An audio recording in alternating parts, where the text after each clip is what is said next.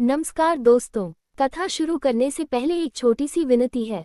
अगर आप महादेव के भक्त हैं और दिव्य कथाएं सुनना पसंद करते हैं तो कृपया हमारे चैनल को सब्सक्राइब कर दीजिए। आपका एक छोटा सा सब्सक्रिप्शन हमें और भी सुंदर और प्रेरणादायक कथाएं लाने की शक्ति देता है। घंटी का आइकन जरूर दबाएं ताकि हर नई कथा सबसे पहले आप तक पहुंचे। अब चलिए शुरू करते हैं आज की अद्भुत और हृदय को छू लेने वाली महादेव कथा। आज की कथा परम शिव भक्तों को समर्पित है। ये केवल कहानी नहीं बल्कि भक्ति, समर्पण, प्रेम और चमत्कार का अद्भुत संगम है। आज हम जानेंगे कि महादेव किस तरह अपने भक्तों के जीवन में प्रकाश, मार्गदर्शन और दिव्य शक्ति का संचार करते हैं। ये कथा शुरू होती है एक छोटे से गांव से, जहां एक युवक रहता था जिसका नाम था देवांश। बचपन से ही उसका मन भोलेनाथ के प्रति अगाध श्रद्धा से भरा था, लेकिन देह और मन की पीड़ा, परिस्थितियों की कठिनाइयां और जीवन के उतार चढ़ाव कभी कभी उसे तोड़ देते थे। देवांश का परिवार बहुत साधारण था। पिता किसान थे और मां घर पर पूजा पाठ करती थी। घर में धन कम था लेकिन शांति और संतोष अधिक था। देवांश का मन बचपन से ही महादेव की भक्ति में डूबा रहता था।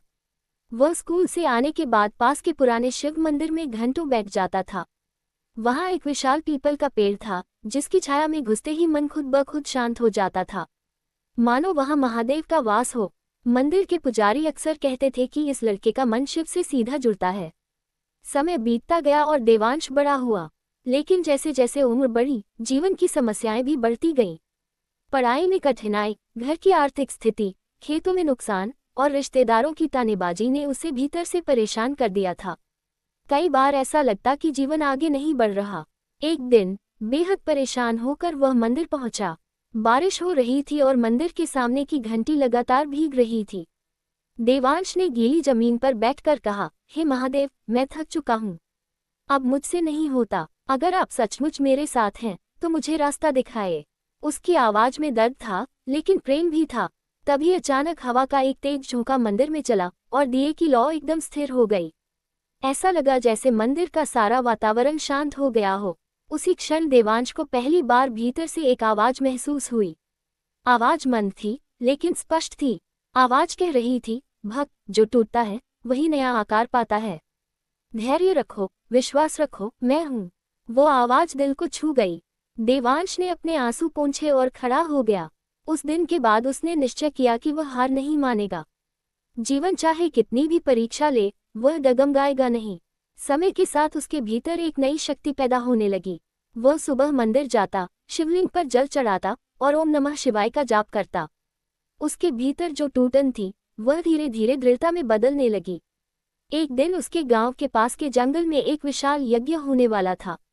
दूर दूर से संत, योगी और भक्त वहां आने वाले थे। देवांश ने भी जाने का निर्णय लिया। यज्ञ के बीच में एक वृद्ध महात्मा मंच पर बैठे थे। उनके शरीर पर भस्म, जटा जूट और मस्तक पर त्रिपुंड था। जैसे ही उन्होंने बोलना शुरू किया, लगता था कि स्वयं महादेव उनके शब्दों में उतर आए हों।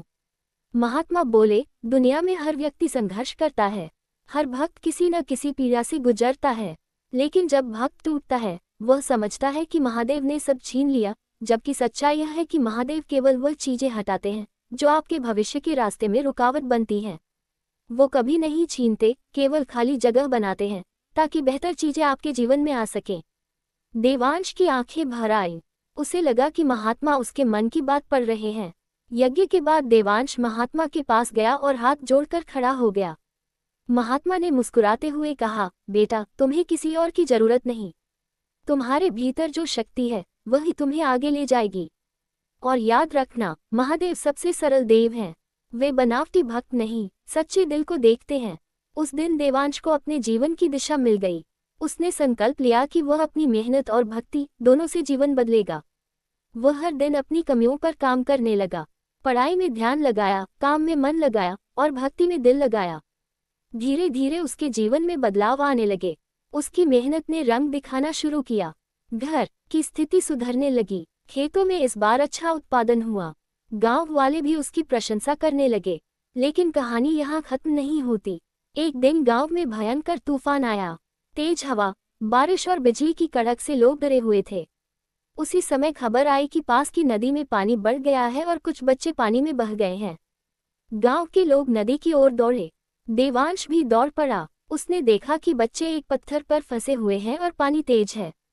किसी की हिम्मत नहीं हो रही थी कि नदी में उतरे, लेकिन देवांश ने बिना सोचे समझे पानी में छलांग लगा दी। लोगों ने चिल्लाया, मत जाओ, पानी बहुत तेज है।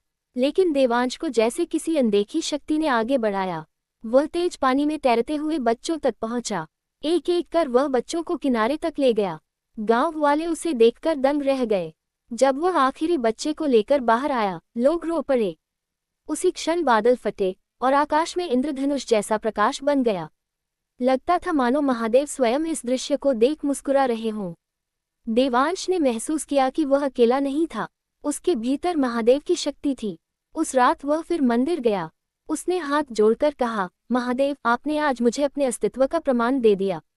आपने ये दिखा दिया कि जब भक्त सच्चे मन से पुकारता है तो आप स्वयं उसके भीतर शक्ति बनकर उतरते हैं। और तभी मंदिर की घंटी खुद ब खुद बज उठी। उस क्षण देवांश समझ गया कि भक्ति केवल मंदिर तक सीमित नहीं, बल्कि जीवन के हर कर्म में, हर निर्णय में, हर संघर्ष में उपस्थित है। अब देवांश केवल एक भक्त नहीं, बल्कि महादेव की इच्छा का दूत बन गया। वह लोगों की मदद करता, उन्हें प्रेरित करता और हर किसी को ये बताता कि महादेव की शरण में आने से जीवन सचमुच बदल जाता है। उसकी कहानी पूरे गांव में फैल गई। लोग कहते थे, ये वही लड़का है जो कभी टूट गया था, लेकिन महादेव ने उसे फिर से गढ़ दिया। यही महादेव की लीला है। वे केवल समस्या नहीं हटाते, वे मन के भीतर साहस पैदा करते हैं। वे केवल दर्द नहीं मिटाते, वे आत्मा को मजबूत करते हैं। वे केवल आशीर्वाद नहीं देते, वे दिशा देते हैं। और अंत में देवांश की जीवन कथा एक दिव्य संदेश देती है कि महादेव केवल पूजा का विषय नहीं, बल्कि जीवन का आधार है। जो सच्चे मन से पुकारता है, महादेव कभी निराश नहीं लौटाते। और यही इस कथा का अंतिम संदेश है। भक्ति में शक्ति है, विश्वास में चमत्कार है और महादेव में संपूर्ण ब्रह्मांड की कृपा है।